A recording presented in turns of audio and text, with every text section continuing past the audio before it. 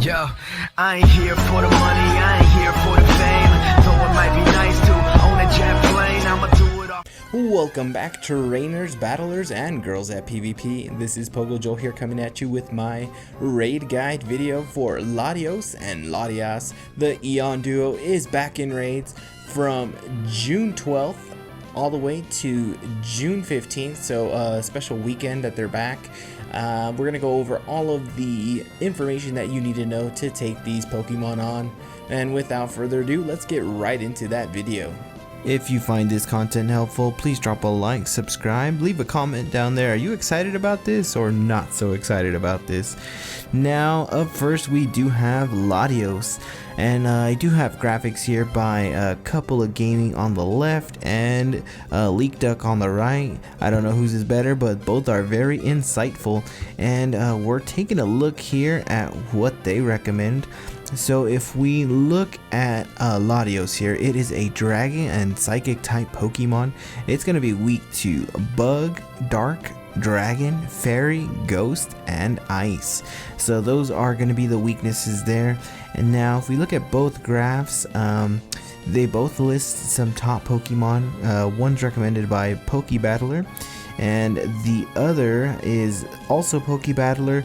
However, that one has best counters for time to win, and then the other one is general counters, it looks like. And we'll go over to Pokebattler because not everyone's going to have these Pokemon, but I'm going to look at the recommendations that both graphs have.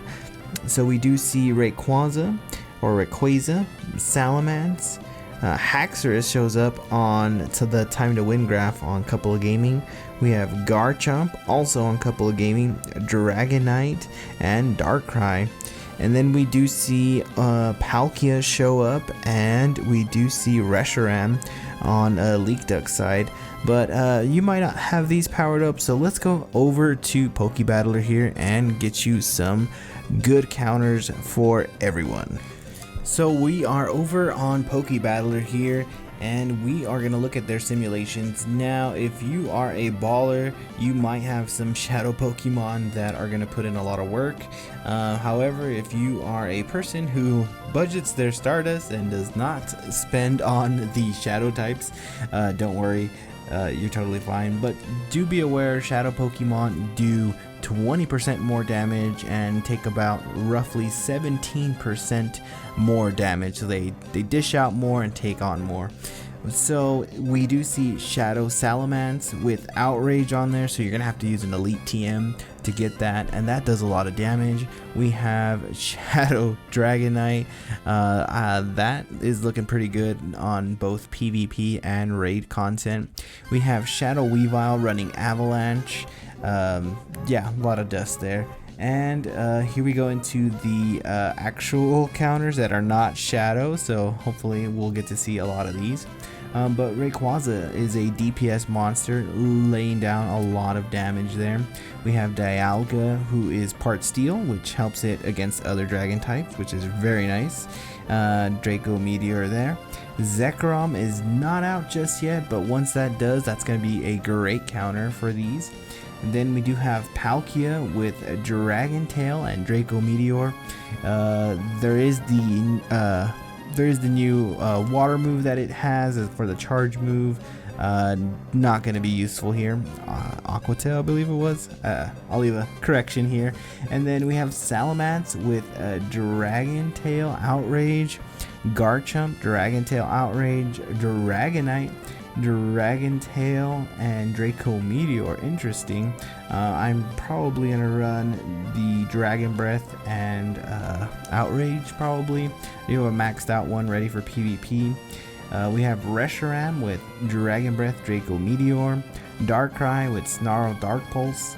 Then we do have Shadow Houndoom, Haxorus, Shadow Tyranitar, Giratina Origin, Shadow Pinsir, Chandelure, Shadow Scizor, Latios itself.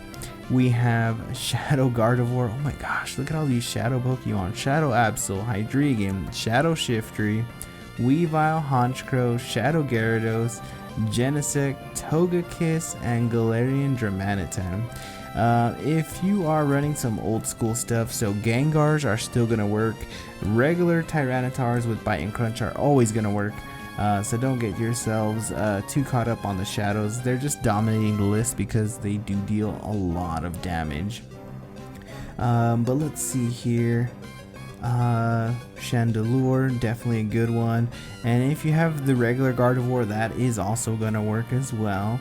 And I think for the most part that covers everything. If you do have a Gyarados, that will work for you too. Dragon Breath, I believe, is the move that is accessible to you now. And how could we forget our freaking legendary awesome Mewtwo? Mewtwo can have Shadow Ball or Ice Beam. That is a monster, don't forget about that. You also have Mamoswine, and then you do have that Galarian Dramanitan, that is the ice type, that snowman. So you do have icy options there, and you can even go, if you have a pretty strong or maxed out Glaceon, that'll work for you too.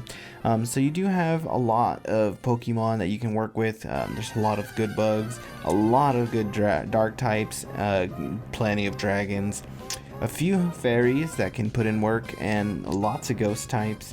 You do have all of the Garatinas that you might have powered up, and then we did talk about those ice types. And that covers just about everything for Latios. The counters for Latias are going to be about the same, but let's take a look at Latias. Latias, just like her brother, is going to be a dragon and psychic type Pokemon, and it's going to also be weak to all of the same things. So we have bug, dark, dragon, fairy, ghost, and ice as weaknesses there. Now, a couple of gaming on the left and leak duck on the right. Now with this, we do see some more of the same. So we do see Rayquaza, Palkia, Salamence, Haxorus, Garchomp, Reshiram, Palkia, and that's pretty much the same. I'm Dialga. So you do see the same Pokemon show up. Let's take a look at Pokebattler and see if we're seeing more of the same again. So over on Pokebattler here, we do see Shadow Pokemon on the top again for Latias this time. Shadow Dragonite, Weavile, we see Zekrom, Shadow Gardevoir showing up, Rayquaza, Dialga, Shadow Tyranitar, Palkia, Reshiram, Garchomp, Salamence, Latios, Shadow Houndoom, Dragonite, Darkrai, Salamence, Haxorus, Shadow Scizor, Galarian Dramanitan, Shadow Pinsir, Garatina Origin, Chandelure, Weavile, Mamoswine, Mewtwo, Gardevoir, Latias itself, Tyranitar, Shadow Mismagius, and Togekiss. So a lot of these Pokemon are going to be similar to what we've already used previously. It's kind of interesting to see which Pokemon actually come out and shine versus Latios. So everyone should have Tyrannitars, at least one Dragonite. That's going to be good. You might have a lot of these other legendary dragons that are weather boosted, or you might have some really good investments here. But what's really great about both of these Pokemon is they're going to be very easy to counter. You have so many options to play around with, and these are a lot of really good options that you might have already powered up either for PvP or raid content.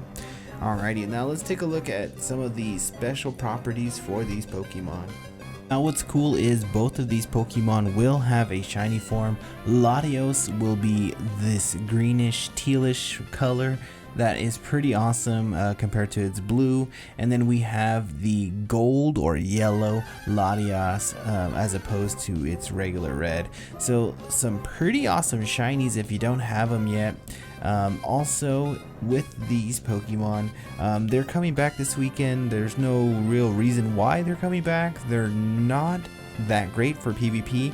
I do have at least one made, not double move but made for Ultra. Just you never know when they're gonna get their awesome moves. For example, if you Latios' signature move is Luster Purge. So there's some play of that here. It's a psychic move, and it was pretty cool in the main series games. So Luster Purge, not coming out yet in Pokemon Go PvP from what I'm aware of. I didn't see any notes about it anywhere, not even from the data miners. And then Latios with Luster Purge, and then Latios' signature move is going to be Mist Ball, another psychic move. It'll be interesting to see how these moves get released in the future, at least in the moment. Right now, they were supposed to give us a Lugia Raid Day with Aeroblast. That's the signature move for Lugia. That's been put on the back burner with the coronavirus and everything going on in the world. So it'll be interesting to see how these Pokemon get their special or signature moves, just because we did have some of the Pokemon recently in research learn those legendary Pokemon learning their not their signature moves but alternative moves. So for example, Groudon with Fire Punch, it still needs to get Precipice Blades, which will be even better once we get that in Pokemon Go. So we'll see how Niantic continues to make these Pokemon better. Will they go the raid route like they used to? Will they release them in research like they've been doing lately? And also this time around, we do have the chance to invite a friend. We did see Niantic give an update for that, so hopefully this might be the first weekend we actually get to utilize that feature. So make sure you have some remote raid passes or regular passes as well, but remote raid passes just in case we are able to invite our friends. Now, if you found this video helpful, please drop a like, subscribe, and until next time, trainers, gotta catch 'em all.